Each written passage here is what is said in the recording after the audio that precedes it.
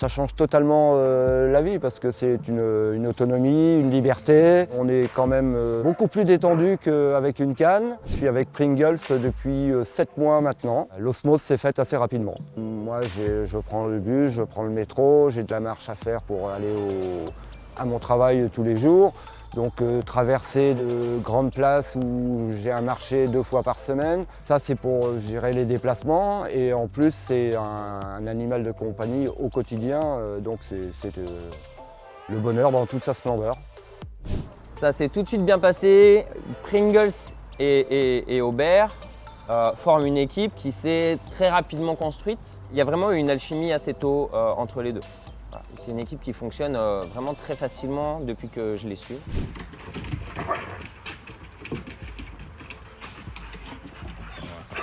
Là, on va faire un petit déplacement du coup juste à côté de l'école.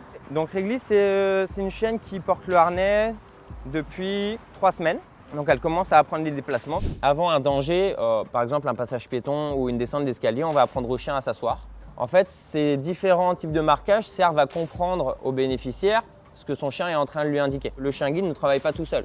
On a toujours un travail à 2. Le chien ne prend pas l'initiative de traverser. Lui, on ne lui a pas demandé de reconnaître le rouge et le vert voilà, au niveau du petit bonhomme et de prendre l'initiative. Ça va être le travail de la personne déficiente visuelle.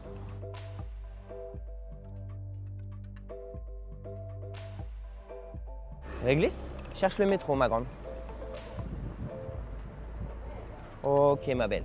Là, elle s'est vraiment bien positionnée, donc elle est bien orientée vers sa descente d'escalier pour accéder à la bouche de métro. Ma main courante est juste sur ma droite et la personne déficiente visuelle aura juste à tendre le bras pour deviner parfaitement où elle est. Et en plus, j'ai une petite bande podotactile derrière qui me donne encore un indicateur sur là où je suis. C'est très bien. Devant. Très bien. Et on serre à droite. On va apprendre au chien à serrer à droite. Parce que ça va éviter les mouvements, les flux en fait de personnes. Réglisse. Allez, cherche le ticket.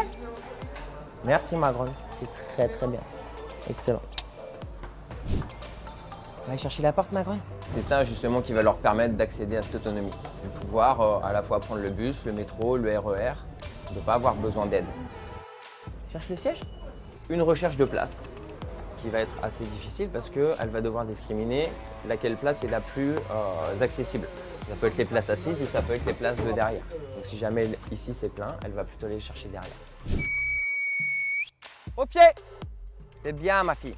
Très bien ma belle. Excellent. Quand on remet le chien au bénéficiaire, nous ce qu'on va lui demander, c'est une détente minimum par semaine. 2, 3, c'est très bien. Et conserver cette espèce d'équilibre qu'on va avoir entre un chien qui sait se mettre au travail sans frustrer et un chien en liberté qui peut satisfaire tous ses besoins. Dans le travail de guidage du chien, on va dire entre 10 et 20%.